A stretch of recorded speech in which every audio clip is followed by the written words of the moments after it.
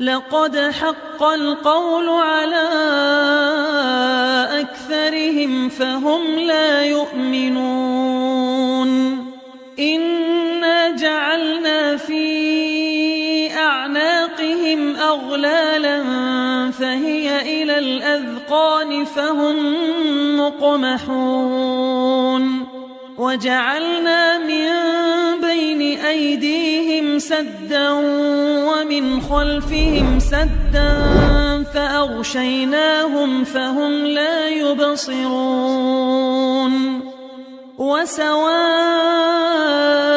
عليهم أأنذرتهم أم لم تنذرهم لا يؤمنون.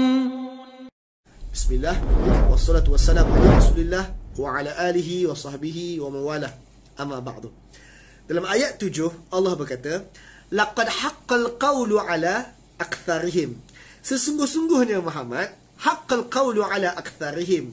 Majoriti mereka tu dah faham dah pun firman Allah Ta'ala ni, dah faham dah pun Quran ni. Dan benarlah majoriti mereka itu fahum la yu'minun. Mereka tak mau beriman pun. Allah dah beritahu awal dah, orang yang dapat hadiah daripada Allah ni tak mau beriman pun. Orang yang dapat wahyu sedangkan nenek moyang mereka tak dapat ni, tak hargai pun, mereka tak beriman. Allah dah beritahu dah pun. Inna, sesungguh-sungguhnya Muhammad, ja'alna fi a'naqihim aghlala. Kami Allah Ta'ala telah mengadakan di leher-leher mereka aghlalan, telah mengadakan belenggu-belenggu. Tuan-tuan, Allah menggunakan ja'alna, telah. Bila sebut telah, memang dah ada di leher mereka belenggu-belenggu. Bukan dekat akhirat, sekarang di dunia Allah telah mengadakan di leher mereka belenggu-belenggu. Tuan-tuan, belenggu, aghlal dalam bahasa Arab, bila sebut aghlal, orang Arab akan membayangkan bagaimana mereka mengaglalkan penjenayah-penjenayah mereka. Kalau orang Arab zaman Nabi Muhammad berperang, bila perang mereka ada tawanan perang, mereka akan pasang belenggu, aghlal. Aghlal yang mereka buat adalah mereka akan pasang tangan kiri selalunya, tangan kiri dekat leher, kemudian tangan kanan ini mereka akan rantaikan tangan kiri ke leher, kemudian rantaikan tangan kanan ke penjenayah di belakang. Ini menyebabkan orang ini akan begitulah. Ini aghlal yang orang Arab buat kepada para penjenayah mereka. Maka Allah kata orang-orang ini yang tak mau beriman sedangkan dah faham Quran ini, inna ja'alna fi aghnaqihim aghlala. Sesungguhnya Allah telah pun menjadikan di leher-leher mereka aghlal, ada belenggu. Jadi Allah telah melayan orang-orang ini macam penjenayah. Apa jenayah mereka? Mereka faham Quran dan mereka sengaja untuk tidak beriman. Jenayah. Dan Allah kata, nak cakap apa lagi tuan-tuan? Sekarang kita fikir sekejap. Nak cakap apa lagi kepada orang ni? Benda yang kita nak sampaikan, dia faham dah pun, tapi dia tak mau setuju, dia tak mau beriman juga. So sekarang, apa lagi perkataan yang kita boleh cakap? Sebenarnya dah tak ada apa nak cakap dah pun, sebab dia dah faham, cuma dia tak mau setuju. Maka Allah kata, inna, sesungguhnya orang macam ni, ja'alna, kami Allah Ta'ala telah menjadikan fi a'naqihim aghlala, di leher-leher mereka ada belenggu-belenggu. Fahiya ilal azqani fahum muqmahun, yang mana belenggu di leher mereka itu menongkat dagu, lalu mereka mendongak. Sekarang tuan-tuan, belenggu tu telah ada. Soalannya, contoh Abu Lahab, Abu Jahal, telah diadakan belenggu di leher mereka, menongkat dagu mereka. Tapi mereka nampak tak? Mereka tak nampak. Allah beritahu orang-orang ni dah ada dah pun. Allah dah cop mereka ni sebagai penjenayah. Allah telah pelayan mereka sebagai penjenayah. Tuan-tuan pernah dengar tak orang sebut bahawa namanya telah tercatat di pintu neraka? Tuan-tuan, orang-orang macam ni, Allah kata orang-orang macam ni telah diadakan belenggu di leher mereka, seolah-olah Allah beritahu kata orang-orang ni nama dah tercatat di pintu neraka. Tak boleh padam. Memang Allah dah confirmkan orang ni masuk neraka. Padahal mereka masih hidup, Muhammad masih ada, masih mendengar pun firman-firman Allah daripada mulut Muhammad. Maka Allah kata orang-orang ni telah ada belenggu dekat leher mereka, kemudian belenggu tersebut menongkat dagu sehingga mereka mendongak. Tuan-tuan tengok, mendongak. Sekarang tuan-tuan tak nampak. Kalau nampak macam itu bentuknya, kalau tak nampak ini Sekarang tuan-tuan, kalau orang yang duduk macam ni, saya ulang balik, orang yang duduk macam ni, ketika ada orang berceramah kat depan, ada orang berceramah di hadapan, ada orang sedang menyampaikan kalam Allah di hadapan, kemudian audien yang mendengar buat macam ni. Ataupun lebih teruk lagi kalau dia menongkat dagu, dia buat. Sekarang tuan-tuan, kalau ada orang buat macam tu, apa tuan-tuan panggil kat orang macam ni? Bukankah orang-orang macam ni boring dengar kuliah itu? Alah, Muhammad ni ayat tu lagi, alah neraka lagi, alah syurga whatever. You know, mereka adalah orang-orang yang sedang sombong. Tuan-tuan, bukankah orang yang buat begitu tuan-tuan panggil sombong? Sekarang tuan-tuan, takabur, sombong, apa maksudnya? Sombong dalam definisi yang Rasulullah bagi kepada kita adalah, sombong adalah orang yang tahu kebenaran tetapi menolaknya. Allah panggil sombong. Sombong adalah orang yang merendah-rendahkan orang lain. Quraisy, musyrikin Quraisy, mereka tahu kebenaran Quran dan mereka tolak. Dan musyrikin Quraisy adalah orang yang merendah-rendahkan orang yang dihantar, iaitu Muhammad sallallahu alaihi wasallam. Maka Allah telah pun mengadakan di leher mereka belenggu-belenggu, tangan tongkat dagu, lalu mereka mendongak. Allah sambung ayat 9, wa ja'alna min baini aydihim saddan. Kami, Allah Ta'ala, bukan setakat dah mendongak whatsoever. Allah kata, wa ja'alna min baini aydihim saddan.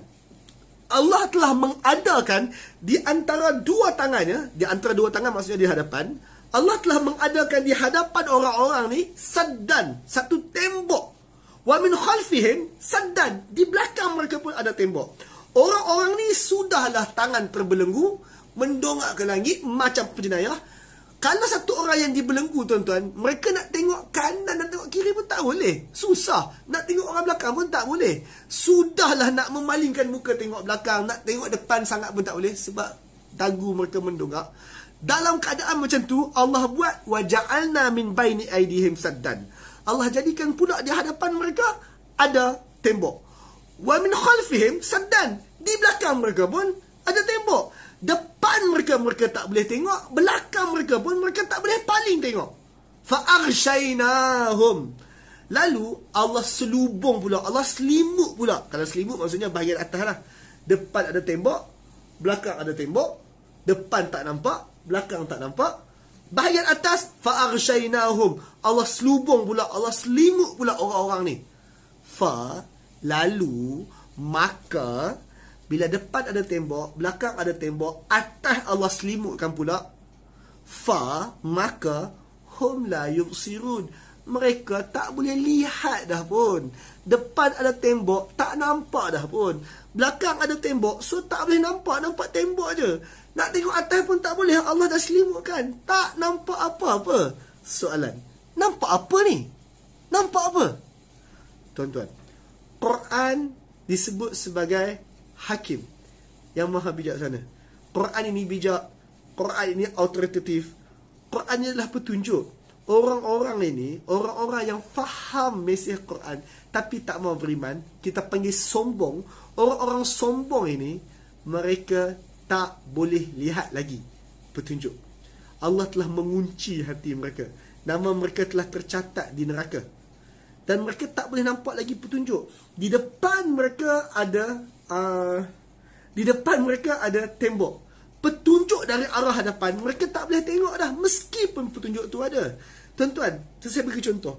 Kalau di depan saya ada benda ni, ini pointer saya.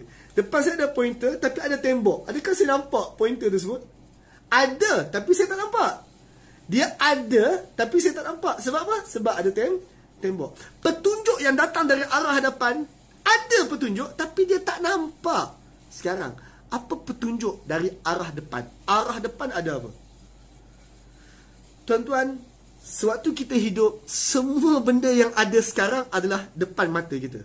Kita bangun tidur, isteri kita depan mata kita. Kita turun tingkat bawah, kita nampak anak-anak kita depan mata kita.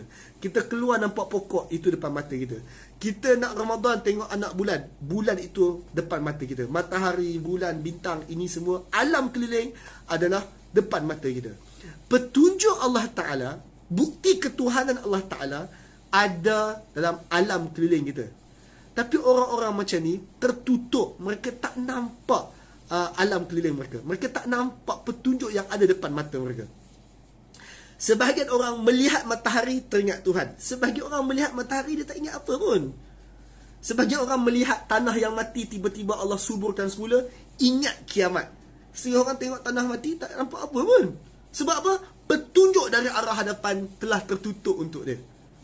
Wa min khalfihim saddan, dan belakang mereka pun ada tembok, tak boleh nampak. So apakah yang ada di belakang kita? Sejarah kita, history kita.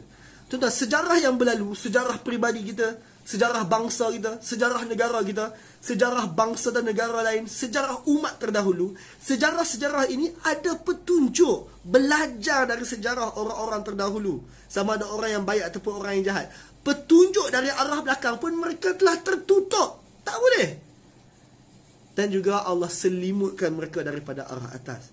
Tuan-tuan, dalam banyak-banyak benda yang menyedihkan adalah apabila petunjuk dari arah atas pun Allah selimutkan, Allah tutup.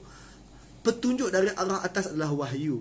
Maka orang-orang ini petunjuk depan tak dapat, belakang tak dapat, wahyu turun pun dia dengar kosong sahaja.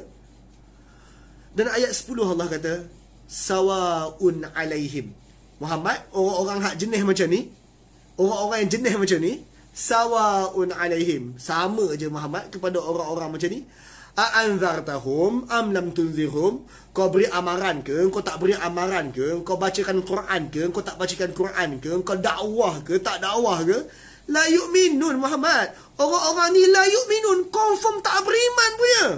Sekarang tuan-tuan, orang-orang jenis macam ni, yang tangan mereka dah terbelenggu, yang faham Quran tapi tak mahu beriman juga, yang sombong, depan Allah buat penghadang, belakang Allah buat penghadang, wahyu dari atas pun Allah buat penghadang. Sama je Muhammad, kau dakwah ke tak dakwah, tak beriman juga. Dan bukankah sebelum ni Allah kata majoriti mereka tak beriman?